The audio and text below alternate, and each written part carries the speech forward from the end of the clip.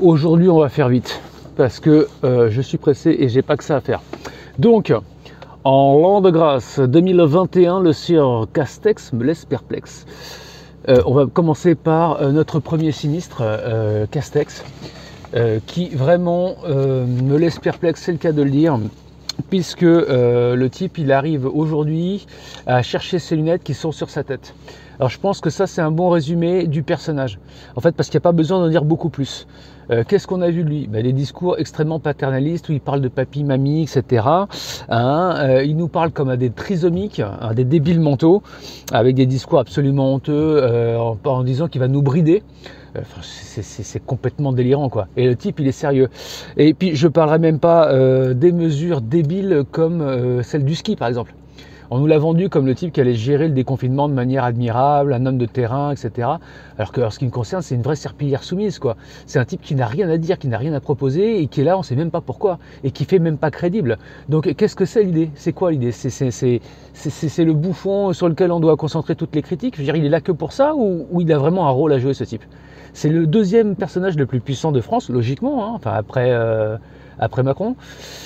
Bon, eh ben c'est super triste, et à chaque fois que je le vois parler ce thème-là, je sais pas, au début il me laissait indifférent, je me disais qu'il était transparent. Là aujourd'hui il m'énerve parce que non seulement il joue mal, il surjoue mal, mais en plus il sert à rien, quoi. Donc ça c'est dit. Qu'est-ce qu'on avait aujourd'hui aussi? On avait les jeunes, Macron et les jeunes. Il va s'adresser à eux par l'intermédiaire du média, du journaliste, la Buzine, là. Donc il va la jouer sur les réseaux sociaux, etc. J'ai plus le nom de son application, mais je pense que les gens voient de quoi je parle. Donc qu'est-ce qu'il va leur dire? Je vois pas très bien, parce qu'en fait déjà qu'à nous, il n'est pas capable de nous dire quoi que ce soit. Je vois pas très bien ce qu'il va raconter aux jeunes, en dehors de nous faire son plan de communication à 2,50 balles, c'est-à-dire j'ai une solution pour chaque jeune. De la merde et du vent comme d'habitude. Vous êtes des pauvres jeunes, brimés, opprimés, c'est très dur pour vous, mais soyez responsables. On la voit déjà d'ici venir, l'arnaque. On va vous trouver du boulot, etc. Avec notre plan, inscrivez-vous sur notre site à la con et on va vous trouver des idées. Hein. Bon, ça c'est évidemment, encore une fois, que des promesses à la con qui n'engagent personne et des solutions qu'on verra jamais venir. Ou si, on prendra l'exemple des 3 qui ont réussi sur 150 qui ont laissé tomber déjà et qui auront peut-être bien fait d'ailleurs.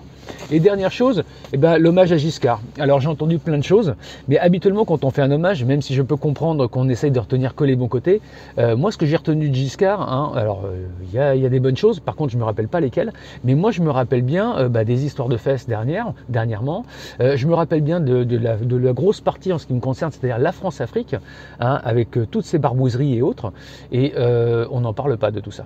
Donc comment dire, qu'on honore le personnage, qu'on honore sa mémoire, c'est une chose. Qu'on nous dresse, on nous rose des portraits qui soient que flatteurs, uniquement flatteurs, je trouve ça malhonnête.